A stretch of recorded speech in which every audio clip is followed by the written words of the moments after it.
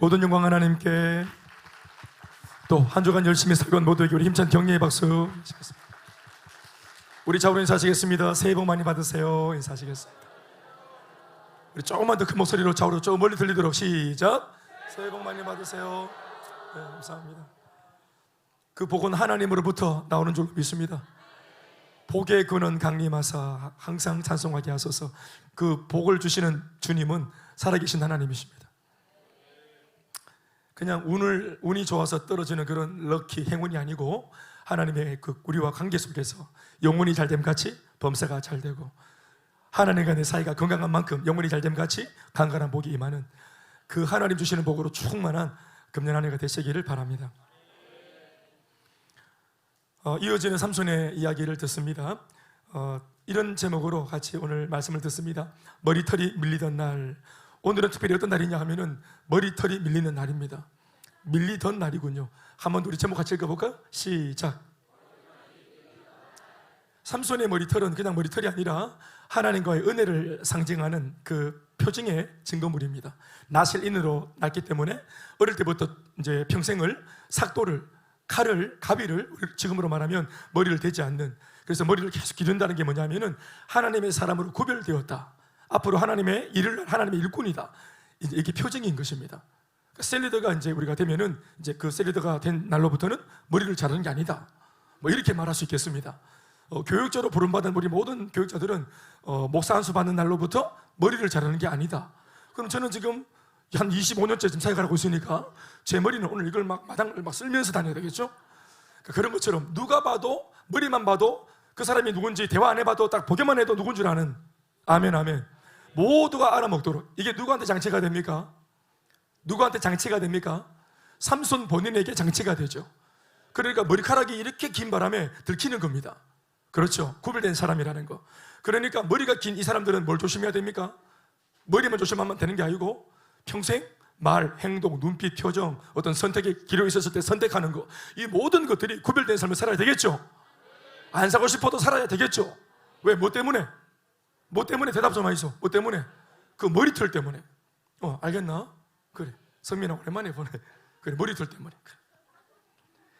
그런데 이 머리털이 이제 밀리면은 일반 사람하고 똑같아지기 때문에 그렇게 돌아가서는 안 되는 겁니다. 표식을 가지고 평생 이 스티그마, 이 정표를 가지고, 표적을 가지고 사는 하나님의 사람이 돼야 됩니다. 그 옛날 구약에는 이렇게 부름받은 구별된 사람이 머리로 길러서 표시를 했지만 지금은 우리가 어떻습니까? 우리 마음속에 머리카락이 아니라 예수 믿는 복음, 우리 마음속에 눈에는 안 보이지만 신앙, 믿음, 아멘 아멘, 그것이 우리에게는 표식입니다. 우리는 그 표식을 평생 가지고 사는 거예요. 믿습니까?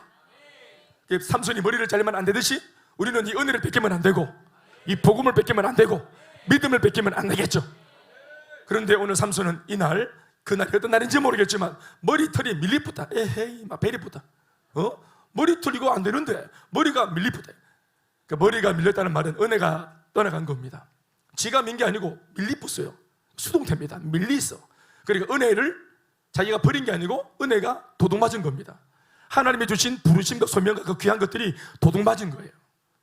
그래서 오늘 이 말씀을 통해서 우리가 무엇을 단돌이 해야 되는지, 우리 삶에는 무엇 때문에 자꾸 삶에 누수가 일어나고 애쓰고 힘쓰고 열심히 사는데도 왜 축복이 쌓이지 않는지, 어디가 구멍이 나는지, 이것을 돌아보는 귀한 계기가 되는 말씀 되기를 주의 이름으로 축원합니다. 나기 특별한 나로 블레셋이라고 하는 이 한 나라의 군대를 괴멸시킬 정도로 크게 쓰임받았던 위대한 하나님의 일꾼 삼손의 엄청난 이야기를 막 끝내고 우리는 오늘 본문 16장에 도달했습니다. 아까 읽다가 막 그냥 얼마나 말씀이 긴지 읽다가 막 새바닥도 새고 막 이랬는데 바람이 꼴 정도로 이 긴 말씀을, 이 장구한 말씀을 읽었어요. 중요하기 때문입니다. 지난 15장의 특별 전투는 실로 놀랍고도 경이로운 사건이었고 임팩트가 아주 강렬한, 딱 읽어보면 바로 딱 은혜를 받는 게 있는 그런 이야기였어요. 강력한 은혜의 말씀이었습니다. 평범한 한 사람이 위대하신 하나님에 의해 홀연히 갑자기 생각지도 못한 시기와 방법으로 성령의 충만함을 받을 때 얼마나 이 한 사람이 위대하게 쓰임받을 수 있는지를 보여주는 통쾌하기 그지없는 은혜의 장면이었습니다. 동의하십니까? 이 대목에서 우리가 놓치지 말아야 할 보다 더 중요한 또 하나의 관전 포인트는 그 자리에 같이 있던 이스라엘 백성 3,000명이 이 엄청난 기적 같은 장면을 그들의 눈으로 직접 목격했다는 대목입니다. 다 봤어요. 겁 많고 옹졸한 이스라엘 3,000명은 자신의 동족 삼손을 어떻게 했습니까? 죽어버려라 하면서 적의 손에 넘겨줬는데 그 삼손은 죽지 않고 오히려 이 3,000명, 이 오합지졸의 비겁한 3,000명 앞에서 보란 듯이 블레셋 군대를 물리쳐 버렸습니다. 보란 듯이 보여줬고 들으라는 듯이 들려준 이 특별 사건은 다름 아닌 진짜 이스라엘을 향한 메시지가 맞습니다. 성도 한 사람을 통해 일하시는 하나님의 능력이 얼마나 대단한지 보라는 것입니다. 아멘, 아멘. 너희들 좀 봐라. 보고 듣고 똑똑히 목격하고 제대로 깨달아라. 하나님이 얼마나 높으신 분인지. 블레셋만 보고 벌벌 떨지 말고 블레셋보다 크신 하나님을 바라봐라. 블레셋의 군사력 말고 경제력 말고 그들의 재력 말고 위대하신 하나님의 능력을 주목해라. 성도 한 사람이 성령으로 충만해질 때 얼마나 강력할 수 있는지 너희들 목도해라. 직을 제대로 봐라. 성도 한 사람이 제대로 은혜 받고 세워지면 세상 앞에서 과연 어떤 사람까지 될 수 있는지 너희들 똑똑히 목격해라. 삼손은 이스라엘 백성들의 옹졸함과 비겁함을 향해서 할 수 있고 될 수 있다는 소망의 메시지를 이 특별 하나로 전하고 있는 것입니다. 이제껏 오랜 시간 동안 자신들을 위협해 오던 블레셋, 그들 스스로 생각하기를 절대로 넘어설 수 없을 것처럼 보였던 거대한 산과 같이 느껴졌던 그 블레셋의 군대가 성령 충만한 단 한 사람 삼손이 휘두르는 나귀 턱뼈 앞에서 추풍 낙엽처럼 떨어져 나가는 모습을 본다는 것은 이스라엘 백성들에게는 엄청난 도전과 엄청난 은혜와 아주 굉장한 충격이었을 것입니다. 옳습니다. 이 장면은 하나님께서 일부러 작정하고 이스라엘 백성들한테 삼손을 통해서 보여준 메시지입니다. 사랑하는 여러분, 삼손은 예수님을 예표하는 인물입니다. 우리가 싸워야 하나 싸울 엄두를 내지 못하고 있는 연약한 우리 자신들을 위해서 저 악하고 초한 원수마귀를 십자가로 완전히 물리친 우리 주 예수 그리스도의 은혜를 보여주는 예표입니다. 또 삼손은 예수님만 아니라 예수를 믿는 우리 성도들을 예표하는 인물이기도 합니다. 예수 믿는 성도, 자신의 삶 하나도 근사하지 못할 만큼 타고난 자신의 미숙함에 함몰되어 무능력하고 무기력한 인생을 살던 그 평범한 한 사람이 뒤늦게 우리처럼 예수를 뒤늦게 믿고 또 홀연히 기도하다가 갑자기 임하시는 성령 충만한 성도가 되어지면 이 성도 한 사람이 과연 어디까지 쓰임받을 수 있는 사람이 될 수 있는지를 보여주는 귀한 말씀입니다. 믿습니까? 사랑하는 여러분, 이어지는 말씀을 통해 뭘 듣습니까? 삼손이 했으면 우리도 할 수 있습니다. 삼손 이야기를 통해서 고개 끄덕이고 감동받는 게 아니고 삼손이 했다는 이야기를 통해서 니도 할 수 있다를 전하고 있는 것입니다. 삼손이 해냈으니까 우리도 해낼 수 있다고 믿어봅시다. 관건은 삼손에게 호련히 갑자기 즉각적으로 그 당시 그 당장 임하셨던 그 성령 충만함을 받는 것에 그게 관건이 있으니까 우리도 삼손처럼 성령으로 충만해질 수 있기를 간절히 사모하고 기도하면 됩니다. 자, 삼손의 특별의 이야기는 여기까지 하고 이제 오늘 우리가 읽은 사사기 16장의 상황으로 다시 돌아갑니다. 오늘 우리가 읽은 이 16장 이야기는 읽어보면 다 아시겠지만 지금까지와는 달리 그다지 은혜로운 상황이 아닙니다. 어떤 면에서는 이런 이야기를 굳이 15장의 그 귀한 은혜로운 특별 이야기 그 다음 장면으로 기록했어야 됐나 싶을 정도로 마음을 불편하게 하는 장면의 말씀 기록입니다. 그러나 성경은 이런 장면까지도 성경으로 채택해서 버젓이 사사기 16장이라는 이름으로 적어놓고 기록해서 우리로 하여금 읽게 했으니까 우리는 이런 본문 안에서도 우리에게 말씀하시는 하나님의 의도와 의중을 깊이 알고 마음에 새기고 적용할 수 있어야 됩니다. 다시 말씀드리지만 삼손의 화려한 사역의 이야기는 15장에서 끝납니다. 그런데 화려한 사역 이후에 사생활에서 그는 사탄에게 커다란 틈을 내주는 안타까운 모습을 보입니다. 오늘 읽은 16장 전체의 기록이 그의 사생활에 대한 기록입니다. 1절 말씀 다 같이 읽어보시겠습니다. 시작. 다 같이 소리 내어서 시작. 삼손이 가사에 가서 거기서 한 기생을 보고 그에게로 들어갔더니 하나님께 쓰임받다가 사역을 마친 삼손이 숨도 안 쉬고 곧장 달려간 곳은 이방 여인의 품이었습니다. 심지어 그 여인은 블레셋 나라의 여인이고, 심지어 구체적으로 가사라고 이름하는 블레셋 어느 한 도시에 사는 유명한 기생이었습니다. 얼마나 대단하고 유명한 기생이었는지 하는 판단의 기준은 기생인 그녀의 이름을 성경이 알고 기록해 놓은 것으로 가늠할 수가 있어요. 그냥 기생이 아닙니다. 수많은 여자 중에 무명의 여자가 아니라 얼마나 대단한 여자인지 기생에게 이름이 있어요. 그녀의 이름은 들릴라입니다. 데킬라 아닙니다. 방금 블레셋 군대를 한낱 짐승 다루듯이 굉장히 나귀의 턱뼈 하나로 박살을 낸 삼손은 그 여진으로 인해 흥분이 아직 가라앉지 않아서인지, 아직도 막 흥분이 되어서인지 모르겠지만 겁도 없이 블레셋 진영의 또 다른 도시 가사에 가서 그 나라 기생을 만나고 있습니다. 왜 우리도 금요일 밤에 밤새도록 기도를 잔뜩 하고 영으로 깨어 있으면, 기도 충만하면 12시에 집에 가도 잠이 안 옵니다. 그 영이 깨어가지고 흥분이 되어서. 경험이다. 손 한번 들어 보이죠? 네, 기도해 봐도 내 잡으다 가니까 잠이 오지요. 막 깨어서 기도하면 영이 살아나가지고 집에 돌아가도 새벽 3시까지 잠이 안 와요. 그러니까 완전 막 몸은 피곤해서 누웠는데 영은 막 춤을 추죠. 할렐루야. 삼손이 지금 막 1000명 때리잡고 턱뼈로 쓰임받고 충만해져서, 선유 충만해져서 턱뼈를 던졌는데도 이 흥분이 갇히지가 않네. 겁이 없어요. 삼손이 가사에 떴는데 블레셋 사람들이 모를 리 만무하고 가만히 있을 리 만무합니다. 삼손은 상관하지 않는다고 하더라도 블레셋 사람들은 여전히 자기 진영을 돌아다니며 모험을 하고 있는 이 겁없는 삼손을 죽이려고 안달이 나서 찾아갑니다. 저 죽여야 되겠다 저거. 2절 말씀 시작. 가사 사람들에게 삼손이 왔다고 알려지며 읽어주세요. 그들이 곧 그를 에워싸고 밤새도록 성문에 매복하고 밤새도록 조용히 하며 이르기를 새벽이 되거든 그를 죽이리라 하였더라. 아멘.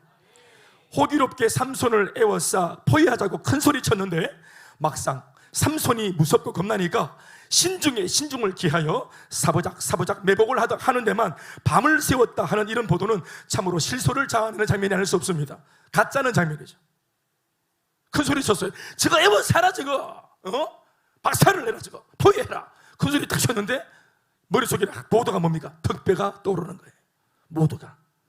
그래서 방금 들었던, 어제 들었던 턱뼈의 그 굉장한 사건, 그 굉장했던 우리 부대가 저 한 놈이 휘두르는 턱뼈 맞아서 완전히 그냥 괴멸되었다. 이 얘기를 다 알고 있습니다. 그래서 큰 소리 치고 왔지만 막상 이걸 포위할 때는 겁이 나서 전부 다 사보작. 이 포위하는 게 뭐 그렇게 오래 걸린다고 밤새도록 신중을 기하는 바람에 밤새도록 에워쌉니다. 또 그렇게 밤새도록 매복을 해놓고는 또 밤새도록 뭘 했다고 합니까? 뭐 했다 합니까? 쳐들어갔다 합니까? 에워쌌으니까 포위망을 좁혀갔습니까? 밤새도록 에워싸고는, 그리고 다음에 뭐 했습니까? 밤새도록 조용히 했다 이렇게 말합니다.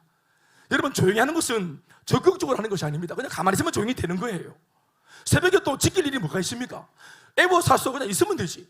그런데 자기들이 밤새도록 힘을 다해서 조용히 했대요. 힘을 다해서 전심으로.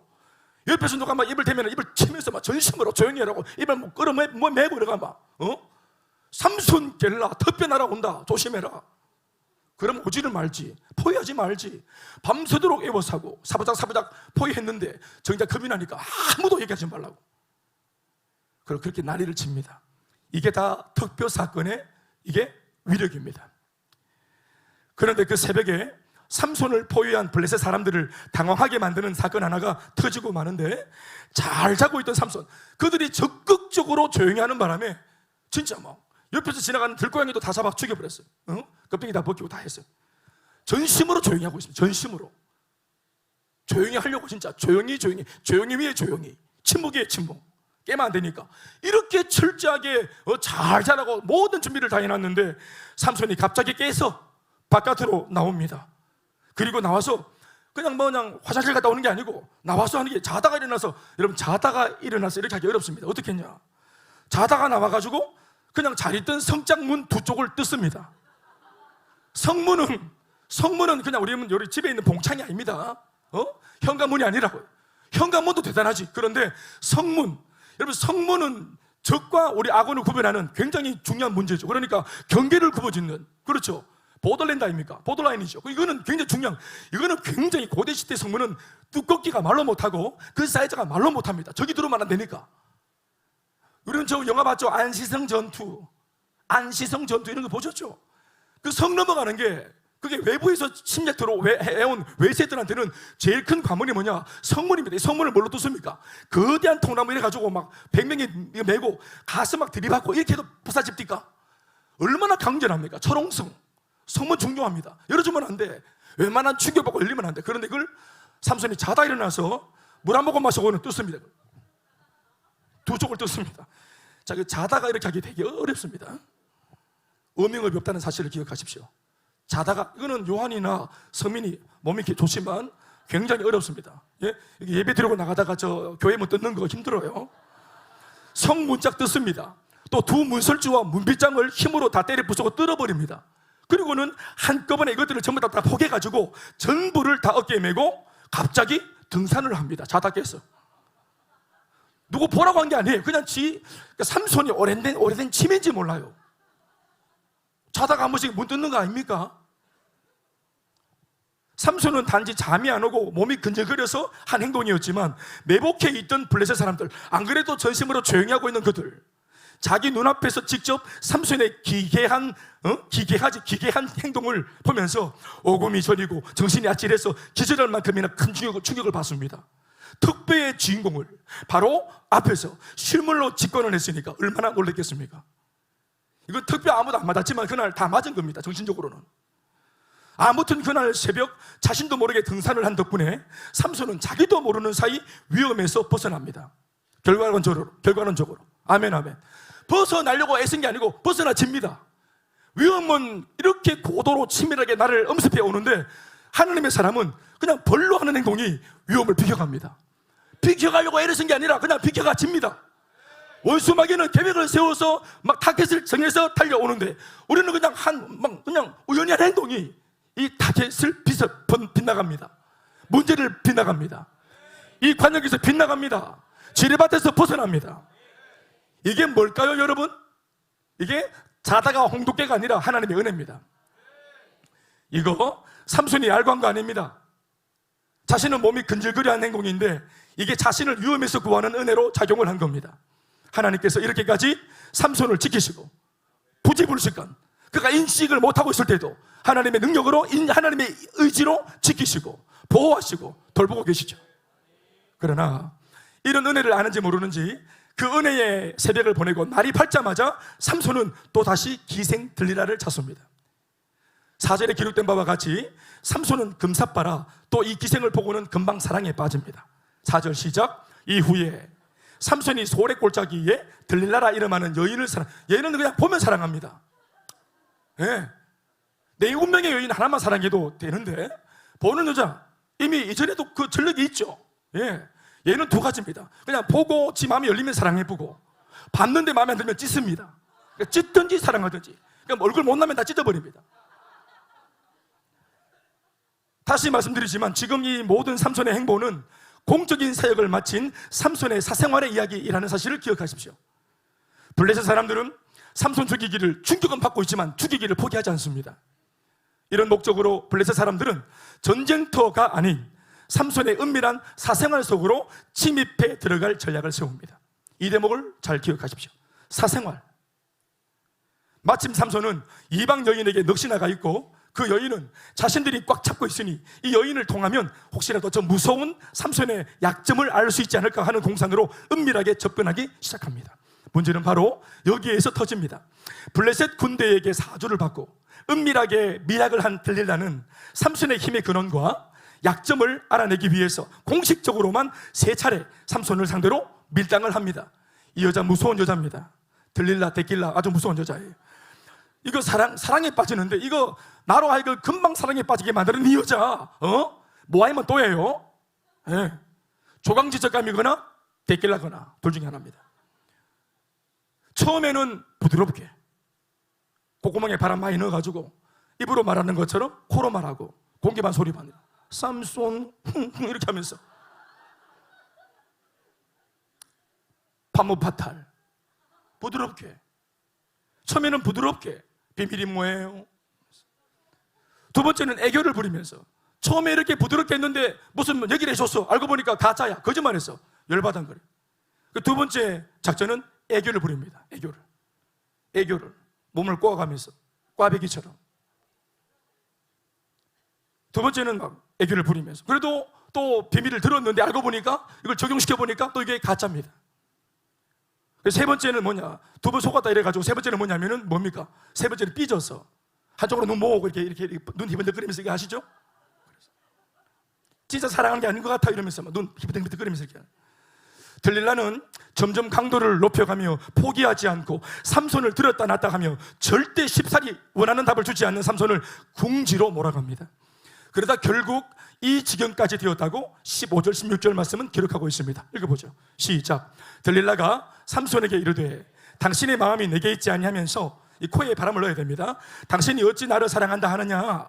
당신이 이로써 3번이나 나를 희롱하고 당신의 큰 힘이 무엇으로 말미암아 생기는지를 내게 말하지 아니하였도다 하매, 16절 날마다 그 말로 그를 재촉하여 조르매 삼손의 마음이 번뇌하여 죽을 징에 죽은 겁니다. 날마다 그 말로 재촉하고 조르는, 데이 바이 데이, 아침마다 이 여자가 눈 뜨면 계속 하루 종일 하는 사역이 뭐냐면 조르는 겁니다. 재촉하고 조르고 재촉하고 조르고 재촉하고, 그 반지 사주세요, 그 옷 사주세요, 카드 끌고 가야 됩니다 이래서 막 날마다 그 말로 재촉하고 조르는 이 상황. 그래서 결국은 마음이 번뇌하여 죽을 지경이 되었다고 말하는 이 상황이 어떤 상황인지 우리 남성들은 좀 아시죠? 나 그래서 오늘부터 삼손 좋아하기로 했다 이런 마음 먹는 분들 계시죠? 그런데 이 번뇌하여 죽을 것 같은 이 상황을 애초에 만든 장본인은 삼손 자신입니다. 사랑하는 여러분, 오늘 제가 이 말씀을 준비하며 묵상하다가 크게 깨달아진 대목이 어딘가 하면 바로 사생활이라고 하는 부분입니다. 사생활이라고 하는 영역이 뭐 하는 곳입니까? 그간의 모든 텐션을 일부러라도 떨어뜨려도 괜찮은 곳, 사생활입니다. 긴장이나 견제를 완화시켜도 괜찮은 곳, 사생활입니다. 힘을 빼고 무장해제해도 괜찮은 곳, 사생활입니다. 아무것도 하고 싶지 않고 하지 않아도 되는 곳, 그래도 뭐라고 하는 사람이 없는 곳, 사생활입니다. 오히려 가능하다면 쉬고 즐기고 위로받고 신나게 누릴 수 있는 곳, 그런 곳이 바로 사생활의 영역이 아니겠습니까? 누가 사생활에서 긴장을 합니까? 그래서 삼손도 사역을 멈춘 이 순간만큼은 내 몸이 원하고 내가 끌리고 내 마음이 가는 곳으로 휘리릭 하면서 가버린 것입니다. 거기가 바로 들릴라의 품입니다. 데킬라의 품. 그런데 문제는 바로 그 은밀한 사생활의 영역에는 들릴라와 함께 블레셋의 무리도 같이 있었다는 사실입니다. 여자만 있는 것이 아니에요. 거기에 블레셋 무리도 같이 있는 겁니다. 이게 문제입니다. 그리고 심지어 삼손을 죽이고자 하는 음흉한 계략도 그 자리에 함께 있었습니다. 때로 우리는 쉬어도 사탄은 쉬지 않습니다. 우리는 방학이 있어도 마귀는 방학이 없습니다. 우리는 연휴가 있어도 마귀는 연휴 없습니다. 오히려 연휴가 그 마귀한테는 대목입니다. 심지어 지난 시절 이 사역자의 그 대단한 사역 때문에 턱뼈로 두들겨 맞은 수모까지 겪었는데 이놈들이 쉬겠습니까? 어떤 면에서 삼손은 잠자던 미친 개를 턱뼈로 깨웠는지 모릅니다. 그래서 싸움을 삼손이 걸었잖아요. 턱뼈가 뭡니까? 싸움 건 겁니다. 그건 전쟁이 끝난 게 아니에요. 천명을 무찔렀지만 전쟁이 끝난 게 아니에요. 전쟁을 건 겁니다. 그게 턱뼈가 전쟁의 시작이에요. 그래서 전쟁을 일으켜놓은 그 마당에 사생활 타령이 웬 말입니까? 어떤 면에서 진정한 사역은 이 턱뼈 사건 이후가 진짜 본론이에요. 그러니 이 전쟁의 결론을 맺고 마지막 종전까지 가서 끝을 내려면 지금부터가 진짜로 중요한 타이밍입니다. 교회는 오랫동안 전도에 애를 쓰고 전도를 위해서 물질을 집행하고 전도를 위해서 이 올곧은 일을 위해서 여인회의를 부르고 이벤트를 하고 난리를 치면서 전도에 정말 몰입을 많이 했죠. 이거 모든 기성교회가 다 하는 겁니다. 그러나 진짜 전도가 전도되는 결론이 뭡니까? 정착입니다. 전도되어진 사람이 교회에 정착을 해야 되는 거예요. 그러려면 전도할 때보다 더 많은 에너지가 필요합니다. 알을 낳는 것보다 알을 키우는 게 훨씬 더 많은 에너지가 필요하죠. 배 속의 열달이 제일 효도할 때입니다. 이게 티 나오면서부터 할렐루야 그렇게 되는 겁니다. 우리 어른들이 항상 하는 말, 배에 있을 때 열달이 효도한 거네. 그래. 우리는 다 처음에는 효도로 시작했다. 사랑하는 여러분, 그게 끝이 아닌 겁니다. 특별로 봉기한 것이 그게 시작입니다. 그래서 힘이 남아돈 거예요. 특별을 다 사역을 하고도 힘이 남아도는 이유가 그 힘으로 여자한테 가는 것이 아니라 그때부터 본론인 사역을 해야 되는 것입니다. 이스라엘 군대를 모으고 결집시키고 자기가 보여줬으니까 나처럼 하면 된다고 말하고 원리를 가르쳐주고 재생산하고 함께 할 수 있도록 그걸 공유하고, 아멘이십니까? 거기에 에너지를 집행해야 되는 것입니다. 분가하고 끝나는 것이 아니라 분가를 하고 난 뒤에부터 본론이 시작되어지는 것입니다. 그건 끝이 아니에요. 그게 시작입니다. 양육을 수련하고 그 마칠 때 졸업장을 받았을 때가 시작입니다. 아멘. 좀 크게 하시오. 그런데 졸업하고 들릴라한테 간 거예요. 수료증 들고 들릴라한테 간 겁니다. 그런데 오늘의 삼손은 제 할 일 다 했다는 생각에서 턱뼈를 던지고는 기생에게 달려갑니다. 여러분, 중요한 내용입니다. 부인에게 달려갔다 안 하죠. 여자도 여러분 여러 장르들이 있습니다. 그냥 여인이 아니에요. 부인은 여자가 아닙니다. 퀸. 부인에게 달려갔다. 용서돼야 안 돼요? 되지. 집에 가야지. 사역했으면. 교회 사역 맡았으면 집에 가야지. 곧장 집에 가야지. 들릴라한테 가면 안 돼요. 그거 들리면 안 돼요. 결혼을 약속한 여친에게 달려간 것도 아닙니다. 구체적으로 성경이 그가 달려가서 만난 이 여인의 실체를 소상히 밝히고 있기를 기생이다라고 명시해 놓은 것은 삼손이 선택한 이 사생활이 단순한 사생활이 아니라 정욕에 따른 행보였다는 점을 밝히고 있는 겁니다. 죄를 지으러 갔다는 말이에요. 그 고대 시대, 삼손의 시대에는 죄 짓는 곳이 들릴라밖에 없어서 거기 갔다고 말한 겁니다. 우리는 동성로, 경산시장, 우리를 현혹한 곳들이 얼마나 많습니까? 어디 또 있어요? 내가 요즘 잘 모르겠네. 우리 때는 동성로가 핫플레이스였는데, 그거 뭐 콜라텍, 나이트 이런 거. 들릴라가 여자라 생각하십니까? 인격체가 아닙니다. 춤추는 거 들릴라입니다. 나라여금 죄짓게 만드는 거 들릴라입니다. 나를 유혹하고 이리 왔어요 하면서 끌어당기는 그 모든 실체들이 들릴라예요. 주체치 못하는 정욕에 이끌려서 내가 이렇게까지 큰 일을 방금 했는데, 사역 이렇게 했는데 이런 정도는 괜찮겠지 했던 삼손의 속내를 성경은 고발하고 있습니다. 삼손의 행보에는 이런 죄와 정욕의 배경이 있었기 때문에 갈수록 이 여자를 만나면 만날수록, 들릴라와 함께 있으면 있을수록 더 크게 꼬여만 가는 삼손의 빗나간 연애사를 성경은 끈질기게 보도하고 있는 것입니다. 하나님 앞에 소명받은 나세리는 이미 신분 자체가 공인입니다. 그 사람 자체가 공인이에요. 공적인 자리에 있을 때만 공인이 아니라 사적인 자리마저도 나셀인에게는 공적인 자리예요. 아멘 좀 하십시오. 공적인 자리냐 사적인 자리냐 하는 구분의 기준은 물리적 환경적 요소가 아니라 그 사람 자체에 달린 겁니다. 사람 자체가 공인이니 공인인 그 사명자가 가는 모든 곳은 그 사람 때문에라도 공적인 자리가 되는 것입니다. 이거 이해가 되십니까? 하나님의 사명을 수행하는 공인, 즉 하나님의 일꾼은 언제나 어디서나 누구 앞에서나 공인으로 살아가는 것이고 하나님의 일꾼으로 살아가는 것입니다. 남편을 둔 어느 아내가 있다 칩시다. 남편을 둔 아내, 집이 아니라 밖에 있을 때도 그 남편의 아내고, 그 여자는 다른 사람을 만나고 있을 때도 그 남편의 아내입니다. 이것을 망각하면 남편 없을 때 남편 모르게 자신의 정욕과 욕심이 이끄는 대로 무질서한 삶에 빠지게 되는 것입니다. 아이를 키우는 엄마를 예를 들어 봅시다. 아이가 없는 모든 시간, 모든 장소에서 그 누구를 만나고 있더라도 자신의 아이의 엄마가 확실합니다. 아멘 아멘. 그 아이의 엄마입니다. 처녀처럼 아가씨처럼 행동하면 안 됩니다. 아멘 좀 하십시오. 이것을 망각하면 죄 가운데 놀아나게 되고 그 가정은 붕괴하고 마는 거예요. 목회자인 저 역시도 마찬가지입니다.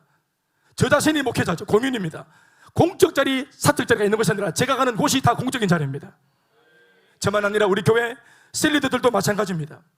평신도 사역자들, 심지어 이런 타이틀과 직분이 없어도 만일 우리가 진짜 하나님으로부터 비전과 사명을 위임받은 주 예수의 사람이요 사명의 사람이 확실하다면 그 정체성은 언제나 어디서나 누구 앞에서나 항상 유효하다는 사실을 명심해야 합니다.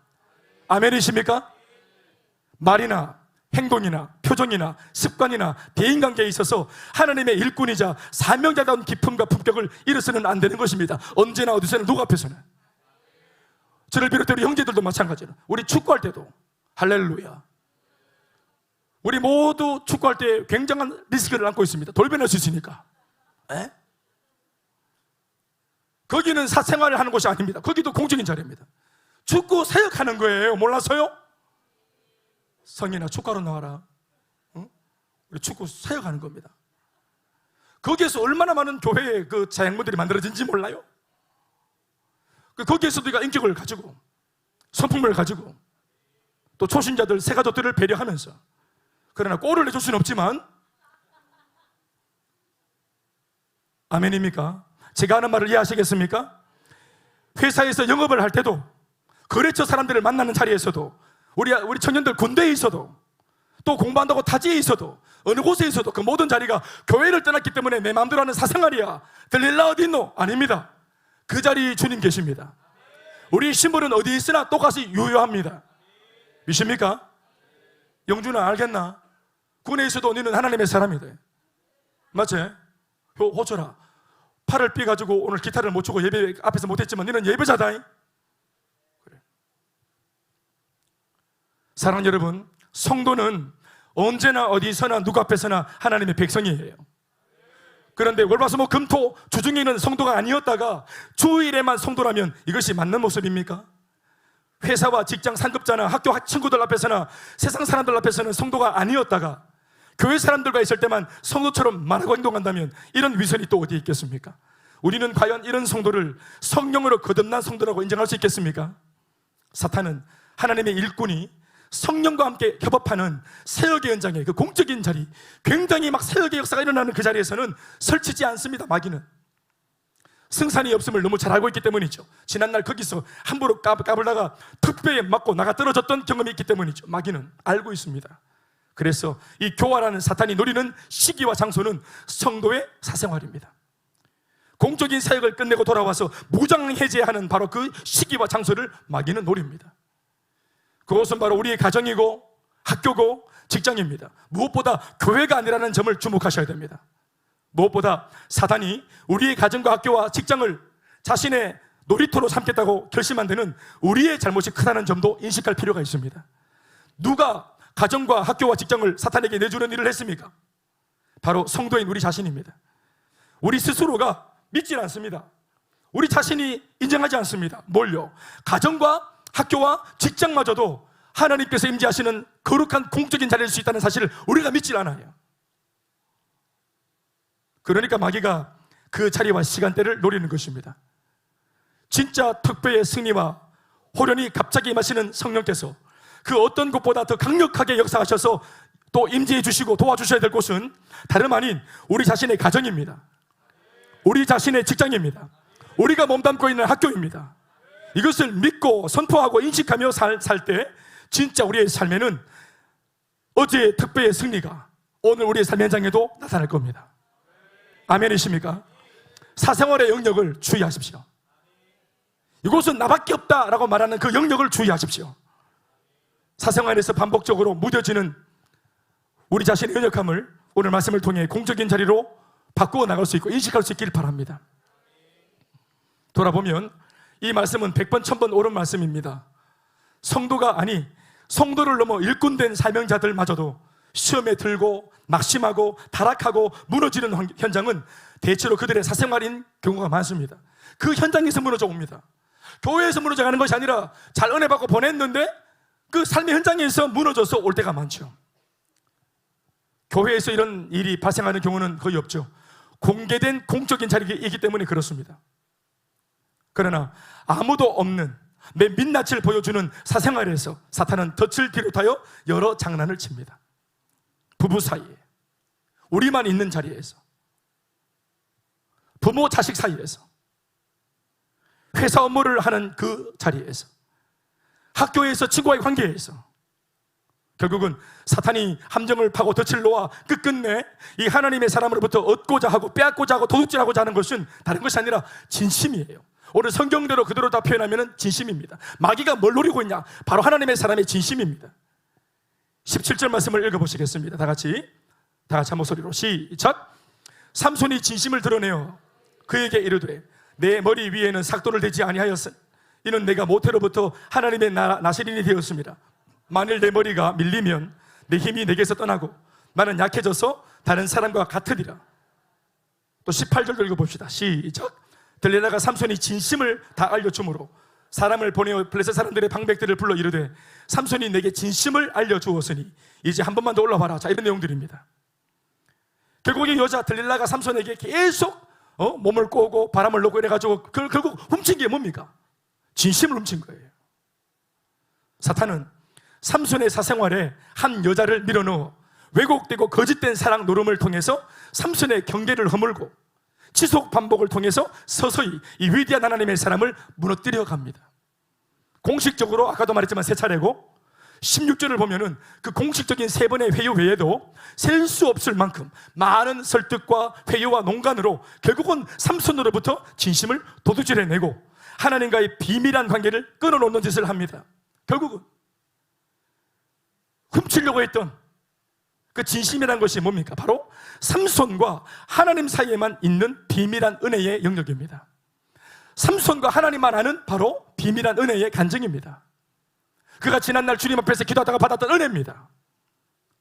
기도하고 받았던 은혜죠. 기도하다가 받았던 간증입니다. 이것은 매우 영적인 사건이고 영적인 메시지입니다. 적어도 정욕으로 충만해 그 정욕을 따라 만난 한 여인과의 연애하는 자리에서 나눌 수 있는 그런 종류의 대화는 아닙니다. 이 여인을 전도하기 위해서 자신의 간증을 하는 차원에서 들려준 이야기도 아니잖아요. 그냥 이 기생 들릴라와 같이 그냥 죄를 지으면서 주고받는 이야기. 그들은 로맨스였는지 모르겠지만 그것은 성경대로 말하자면 은밀한 죄의 영역입니다. 그 죄를 지으면서 나누는 대화 속에 하나님께서 주신 비밀한 은혜들, 어떤 면에서는 자신의 존재는 목적과 같은 이유와 같은 하나님과 자기만 아는 이 은혜의 증표, 머리를 길렀던 거, 하나님의 사람이라는 증표입니다. 간증이고 은혜죠. 아멘이십니까? 이것 때문에 지난날 힘을 얻고 성령 충만해서 특별로 그렇게 쓰임받은 거예요. 아닙니까? 그렇죠. 그런데 그런 주제로 이런 여자와 이렇게 막 농담 따먹게 하고 이렇게 하는 거 아닙니다. 그런데 삼손은 거기에 넘어간 거예요. 삼손 이야기의 전 과정을 보면 삼손이 늘상 무언가를 찢어온 것을 우리는 알고 있는데 사실은 그가 있는 힘을 다해 이전보다 가장 전격적으로 찢어야 했던 것은 뭐냐? 바로 오늘 이 여인과의 관계입니다. 사자 그만 찢고 염소 그만 찢고 다른 사람들 그만 좀 찢고 턱 빼가지고 장난치지 말고 오늘 이 여자와의 이 관계를 찢어야 되는 것입니다. 아멘 좀 크게 하십시오. 여자 자체를 찢을 수는 없으니까 관계를 말하고 있는 것입니다. 여자 찢으면 안 돼요. 삼손이 정욕적인 관계 지금 맺고 있잖아요. 이걸 찢어야 됩니다. 거짓된 사랑의 관계를 찢어야 됩니다. 사랑 아닙니다. 나로 하여금 하나님을 멀리하게 만드는 관계는 사랑의 관계가 아니에요. 내 은혜를 갈취하고 간증을 갈취하고 하나님께 집중하지 못하도록 내 마음을 훔쳐가는 이 관계는 죄악의 관계입니다. 찢어야 될 관계입니다. 이걸 안 찢으니까 자기가 찢겨져요. 자기 머리가 찢기고 은혜가 찢기져요. 말씀을 보면 이 여인이 삼손으로부터 진심을 훔치기 위해 온갖 음모와 교태를 부리는 모습을 볼 수 있죠. 달랬다가 삐졌다가 울었다가 튕겼다가 삼손을 완전히 정신 못 차리게 들었다 놨다. 이것은 결코 사랑이 아닙니다. 그 여자에게 상처를 줘야 합니다. 이걸 찢고 상처를 줘야 돼요. 정에 매여서, 그래도 우리가 같이 막 보낸 시간들이 있다면서 정에 매이고 자기가 지금 어디로 지금 끌려가는지도 모르고 이걸 못 끊고 있다가 날벼락이 떨어지는 겁니다. 사랑하는 여러분, 나로 하여금 죄짓게 만드는 관계는 불쌍히 여기는 관계가 되어서는 안 됩니다. 물어봅시다. 여러분, 우리가 약한 사람은 긍휼히 여겨야 되죠. 마귀를 긍휼히 여기고 마귀를 불쌍히 여기고 십자가 위에서 머리가 깨어진 사탄을 불쌍히 여기는 마음, 그게 맞는 마음입니까? 사탄은 긍휼히 여기는 것이 아닙니다. 사단에게 자비 베푸는 것이 아닙니다. 이걸 과감하게 찢어야 되는 거예요. 삼손은 찢는 거 선수 아닙니까? 근데 이걸 못 찢어요. 내가 주님 위에 라말레이 사건과 같이 이렇게나 큰 일을 했고 또 하고 있는데 이 여자와 데이트하는 이런 정도의 사생활 하나쯤이야 하는 이 아내라는 생각이 삼손의 머리가 밀리고 눈이 뽑히고 짐승처럼 맷돌을 돌리는 신세로 몰락하게 만드는 것이에요.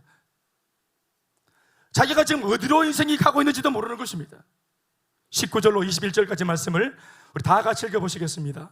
한 목소리로 시작. 들릴라가 삼손에게 자기 무릎을 베고 자기에게 자게 하고 사람을 불러 그의 머리털 7가닥을 밀고 괴롭게 하여 본즉 그의 힘이 뭐였어요? 힘이 없어졌어요. 20절 시작.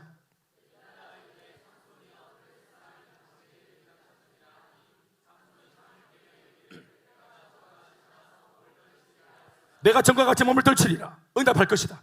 내가 전과 같이 기도할 것이다. 응답이 일어날 것이다. 전과 같이 기도하고 사역하고 복음을 전하면 여전히 모든 것이 또 잘 될 거다 하는데, 사역은 하는데, 기도하는데, 신앙적인 행동은 하는데 응답이 없고 임재가 없고 하나님의 은혜가 떠나버렸어요. 얼마나 무지하냐면 자기에게서 은혜가 떠났는지 왜 떠났는지 이것도 분간을 못합니다. 그러니까 여전히 삼손은 옛날을 떠올리면서 운동신경으로, 반사신경으로 이 지금 신앙의 제스처를 하는 겁니다. 인격적이지 않죠. 하나님의 은혜를 구하고 아름다운 영적인 관계를 통해서 영혼이 잘됨 같이 범사가 잘 되는 것인데, 영혼이 잘된 건 잔대를 만큼만 강간한 복이 많은 것인데, 하나님 응답해 주셔야 30배, 60배, 100배 복이 있는 것인데 그걸 모르는 겁니다. 은혜가 떠났어요. 21절 시작. 블레셋 사람들이 그를 붙잡아 그의 눈을 빼고 끌고 가사야에 내려가 노줄로 매고 그에게 옥에서 맷돌을 돌리게 하였더라. 짐승이 된 겁니다. 이 맷돌은 나귀가 돌리는 거예요. 그렇게 위대하게 쓰임받던 절정에 있었던 하나님의 사람이 어찌하여 평범한 사람 정도가 아니라 짐승만도 못한 꼴이 되었는가? 나귀도 눈을 빼고 돌리는 건 아닙니다. 머리가 밀리고 눈이 뽑히고 짐승처럼 맷돌을 돌립니다. 짐승보다 못한 꼴이 되었습니다. 무엇이 삼손을 이렇게 추락시켰는지를 기억하십시오. 어디에서 무너져 왔는지, 어디서 그렇게 이 은혜를 빼앗기고 도둑맞고 왔는지 기억하십시오. 어느 자리에서, 어느 영역에서. 머리털이 밀렸다는 것은 하나님과의 관계가 밀린 것이고 하나님께서 주셨던 지난날 은혜가 밀렸다는 뜻이에요. 그게 밀린 겁니다. 잘렸다는 거예요. 자신은 그저 즐기고 누리면서 그냥 단순하게 재미있게 보내고자 했던 그 한 날이 사실은 자신의 머리가 밀리는 날이었고 하나님의 은혜가 나락으로 떨어지는 날이었고 자기의 은혜를 도둑맞는 날이었을지 어떻게 알았겠습니까? 그렇게나 위대하게 시인받던 하나님의 일꾼이 자신의 사생활의 영역을 지키지 못하고 사탄에게 내주는 바람에 이런 어려움을 당했다고 할 때 오늘 이 교훈 앞에서 우리는 어떤 결정을 내려야 할지 또 무엇을 진지하게 돌아봐야 할지 대안을 얻고 가야 할 줄로 믿습니다. 그게 말씀 듣는 은혜죠. 아멘이십니까? 우리에게 접목해야 됩니다. 말씀 맺겠습니다. 에덴 동산에서 뱀이 하와에게 접근해서 노린 것은 하와의 진심이었습니다. 이 진심의 뜻을 말씀드렸습니다. 하나님과 성도 간에 그들만이 아는 은밀한 비밀한 은혜입니다. 아멘 아멘. 하나님과 나누었던 대화, 하나님이 약속해 주셨던 그 약속의 말씀, 내가 받은 은혜와 응답, 체험들, 이게 진심이에요. 아멘 아멘. 그런데 마귀는 이 진심을 노력질해 가려고 합니다. 도둑질해 가려고 하는 거예요. 그래서 값싼 복음이 되도록 가치를 떨어뜨리려고, 껍데기 모습은 있지만 알맹이가 없도록 마귀가 그 길을 훼손시키고 흠집을 내려고 하는 겁니다. 분명 하나님께서 자신들을 사랑하셔서 주신 선악과 먹지 마라 하시는 명령인 줄 다 알면서도 그 한 부분이 섭섭하고 소화가 안 돼서 은근히 가지고 있던 불평을 사탄은 노렸던 것입니다. 이 사건 역시 하와의 평범한 사생활에서 일어난 공적인 사건이었죠. 자신이 부족해서 하나님 말씀이 또 교회 가는 일이 다 이해가 안 되어서 순종이 안 돼도 믿어야 할 것은 하나님의 주신 모든 말씀과 교회 가는 일이 내 뜻보다 선하다는 사실을 믿으시기 바랍니다. 내 생각보다 훨씬 의롭다는 사실을 기억하시기 바랍니다. 사랑을 배경으로 하신 말씀입니다. 나를 위해서 주시는 말씀입니다. 공적인 자리에서는 그 누구도 자신의 불평과 서운함을 말하지 않지만 문제는 우리가 몸담고 있는, 우리가 쉽게 생각하는 사생활의 영역에서입니다. 하와는 뱀과의 사적인 대화에서 참패했고, 다윗마저도 산책하던 그 자신의 그 산책하는 사생활에서 하필 샤워하던 목욕하던 여인을 보면서 음란을 품고 죄를 지었죠. 사생활에서 참패했습니다. 오늘 삼손은 지극히 사적인 여인과의 데이트 자리에서 참패합니다. 사탄이 쳐놓은 함정과 덫은 바로 사생활에 있었던 겁니다. 우리는 어떻습니까? 오늘 삼손의 이야기는 우리의 이야기가 아닙니까? 공식적으로 모두가 주목하고 있고 스포트라이트를 받는 자리에서는 사자를 찢는 것이 맞다고 소리칩니다. 또 요 300마리를 동원하면서까지 사명은 감당되어져야 된다고 맞장구를 칩니다. 또 공동체를 위협하는 사건 앞에서는 나기 특별로라도 맞서서 라마네이의 역사를 감당하는 것이 맞다고 말합니다. 모두가 공적인 자리에서는 바른 말합니다. 그러나 정작 이런 위대한 사명을 감당하는 좋은 일꾼이 되기 위해서는 심지어 자신의 사생활의 영역마저도 하나님께 내어드릴 수 있어야 된다, 또 영적 텐션을 유지할 수 있어야 된다라고 가르쳐주면 쉽게 동의하지 못합니다. 하나님과 나 자신을 멀어지게 만들고 은혜에서 멀어지게 만드는 이 여인과의 관계를 찢으라고 권면하면 아마 그렇게 조언한 셀리더나 교회를 찢을 겁니다. 또한 우리가 반드시 오늘 같은 약속의 말씀을 통해서 꼭 깨달아야 하고 인정해야 될 영적 교훈이 뭔가 하면, 하나님의 말씀과 교회의 지도를 받는 성도는 지도를 받되 심지어는 자신들의 사생활의 영역마저도 하나님의 말씀 앞에서 지도받을 필요가 있다는 사실입니다. 동의하시면 아멘 하십시오. 우리 다 미숙하잖아요. 너무 미안하지만 내 진짜 지극히 나의 개인적인 영역들, 한 여자의 남편으로 살면서도 우리 사실 남편의 어떤 그런 이 스킬이 부족합니다. 한 여자랑 살면서 갑자기 남편이 되었어요. 한 남자랑 살면서 갑자기 준비 없이 아내가 되었어요. 살다가 임신의 쌀을 낳았어요. 준비 없이 아를 낳아서 갑자기 엄마 아빠가 되고 부모가 되었어요. 우리 다 미숙합니다. 그래서 상황을 대처하는 모습이나 어떤 상황을 놓고 말을 할 때나 내 아내와 남편을 향해서 어떤 일을 당했을 때 그 말을 하는 이 본체가, 말 본체가 성숙하지 못합니다. 하나님의 말씀과 은혜로 이 사건을 영적으로 해석하지도 잘 못합니다. 그래서 분노가 생기면 분노해버립니다. 짜증이 생기면 짜증을 내버립니다. 영적으로 한 번 더 걸러낼 수 있는 능력이 있으면 참 좋을 텐데 그렇지 못할 때가 많습니다. 그래서 교회에 올 때 여러분 첫 모습이 완전히 찢겨진 모습으로 거기 왔죠. 그런데 교회 간 게 뭡니까? 다른 게 아니죠. 복음으로 우리 일본 말입니까? 아까전기 발라주고, 말씀으로 아까전기 발라주고, 말씀으로 데일밴드 발라주고, 말씀으로 소독해주고, 말씀으로 조금 힘을 줬더니 회복이 됐잖아요. 만약 우리가 혼자 있었으면은 그런 정도의 일로 어마무시한 결정을 했을 겁니다. 인생 그런 정도로 포기하는 게 아니거든요. 아멘입니까? 소중한 내 가정 또 내 삶을 그런 정도로 포기하는 게 아니거든요. 그런데 내 생각에 쓰는 답이 없는데 말씀을 듣고 은혜를 받으니까 정신이 돌아오는 거죠. 은혜 없이 했던 말들이 부끄럽죠. 은혜가 들어오니까. 아멘 아멘. 몰라서 무지해서 함부로 말했던 것들, 함부로 평가했던 것들, 은혜를 받고 나면 정신이 돌아오면 부끄럽죠. 할렐루야.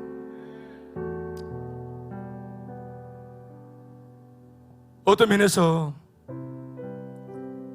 더없이 중요한 영역이 성도들의 사생활의 영역임을 우리 모두는 인정해야 합니다. 그리고 그 자리까지 하나님의 임재가 있기를 바라는 마음이 있어야 됩니다. 주님의 은혜를 초청해야 됩니다. 그 가정과 직장과 내 사회생활 속에, 학교생활 속에, 군대생활 속에 거기에 하나님의 특별의 역사가 임해야 됩니다. 우리 청년들 같으면 연애하는 영역에도 하나님의 말씀과 영적인 터치가 깊이 있게 우리를 지도해야 됨이 옳습니다. 연애는 내 지대로 하는 것이 아닙니다. 내 감정대로. 그러면 돌연 순간 우리의 서로가 서로에게 들릴라가 되는 것이에요. 목사님 지도받고 있지만 이런 영역마저 우리가 지도받아야 되나? 연애는 내가 하는 건데.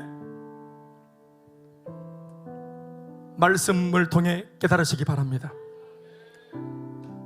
그래서 청년들은 천하 없는 은혜를 받고서도 결국 제가 전년부 사역을 한 10수년 했잖아요. 지난날 얼마나 많은 사례를 받겠습니까? 제가 얼마나 많은 청년들을 만나 봤겠어요. 내가 부교육자 시절 한 15년, 6년, 7년을 대학부 청년부 만났으니까 얼마나 많은 사례를 받겠습니까? 어제는 푹 타오르고, 어제 막 날아오르고, 어제 막 두날개로 나르고, 예, 더 높이 더 멀리, 예수님의 심장이 되겠다, 손과 발이 되겠다, 나를 드리고 써주시옵소서. 여자친구 생기면서 다 나가리 됩니다. 주님이 죽겠다, 여자친구가 죽으면 안 돼 오빠. 나 살아야 되겠다. 영적인 순결, 육적인 순결을 지키지 못하고 지 좋은 대로, 몸이 이끄는 대로 진도를 빼다가 다 무너졌습니다. 빛났던 아이들이 다음날 보면은, 죄를 짓고 오면은 얼굴이 흑색깔이 됩니다. 흑색깔이 돼. 청년만 그렇습니까? 또 우리 장년들은 재정 부분에서 욕심부리고 세속적인 가치관으로 끌려가다가 낭패를 겪고 역사의 무대에서 사라지는 일이 얼마나 많은지 몰라요. 그렇게 빛났던 분들이, 정말로 그분들의 미래가 촉망되고 기대가 되었던 분들이 한순간의 어려움을 믿음으로 돌파하지 못해서 야합하고 타협해서 얼굴이 흑색깔 되는 분들, 또 우리 10대 아이들의 경우는 제일 큰 변수의 영역은 학업이죠. 대학교 진학 과정에서 그 전까지의 모든 은혜와 사명과 비전과 계획들이 무의로 돌아가 버리고 현실을 원망하고 남 탓하고 이제라도 정신을 차려야 한다는 명분을 내세우며 은혜를 떠나고 하나님의 인도에서 멀어지는 선택을 하는 일은 우리가 얼마나 자주 볼 수 있는 일인지 몰라요. 오늘 이 모든 세속적인 생각들과 세상의 소리들로 우리의 마음이 번뇌하여 죽을 지경이 된 것을 하나님은 알고 계십니다. 지난 시간 삼손처럼 서너 번의 위험한 상황들을 용케도 잘 이겨냈지만, 오늘 16절 말씀처럼 이런 세속적인 회유와 유혹들의 소리가 날마다 순간마다 우리를 재촉하고 조르고 재촉하고 조르고 이렇게 또 조르고 조르면 정말로 쉽지 않습니다. 그러나 그럼에도 우리의 형편을 아시는 하나님 앞에서 우리의 진심을 지킬 수 있기를 바랍니다. 이것은 힘으로나 능으로나 되는 것이 아니기 때문에 말씀과 기도를 통해 날마다 성령의 충만함을 덧입고 그것을 위해서 구하고 또 구하고 구해서 받아야 합니다. 그래서 갑질의 능력을 받고 갑질의 은혜를 덧입어서 이 험악한 세상을 믿음으로 살아 승리하는 저와 여러분들이 다 될 수 있길 바랍니다. 진짜 마지막 한 가지를 더 말씀을 또 드리고 마무리하면은, 이걸 잘 보십시오. 우리는 삼손의 이야기를 선으로 이어왔고 다 봤습니다. 이전에 보십시오. 삼손을 미숙하고 실수하고 말도 막 잘못하고 잘못된 소리도 막 하고 그렇게 미숙했던 시절의 삼손은 그래도 부족하지만 하나님의 이끌림에 붙들려서 달려갔죠. 그랬더니 미숙하지만 하나님께 붙들려 있었을 때는 삼손 주변에는 모든 것이 잘 되었습니다. 승리가 있었고 변화가 있었고 동족들이 살아나고 하나님이 일하셨습니다. 그러나 오늘의 모습을 보십시오. 옛날보다 더 똑똑해지고 경험도 많아지고 노련해졌는데 자기 욕심을 구하고 내 욕정에 의해서 선택을 하니까 이 선택은 점진적으로 어디로 그를 끌고 갔습니까? 머리가 밀리고 은혜가 떨어지고 눈이 뽑히는 맷돌을 돌리는 자리로 추락했습니다. 처음의 모습만 보자면은 이전에 그런 꼴이 더 나타났어야 되는데 미숙했지만 하나님 말씀에 의존하고 따라가니까 결론은 좋았습니다. 이제는 자신감이 붙어가지고 내 마음대로 결정하고 사생활쯤이야 내가 하지 하고 결정했을 때 그 자신이 있었던 선택들은 삼손을 무너뜨렸습니다. 사랑하는 여러분, 굉장히 중요한 교훈의 포인트입니다. 하나님 앞에 스스로를 낮추시고 교회를 오래 다녔든 양육을 오래 받았든 직분자이든 사역의 검이 많든 이거 다 내려놓고 오늘도 겸손히 말씀에 내 삶을 맡기고 그 말씀이 나를 주장할 수 있도록 달려가는 여러분 삶이 다 되시길 주의 이름으로 축원합니다. 박수 하시겠습니다.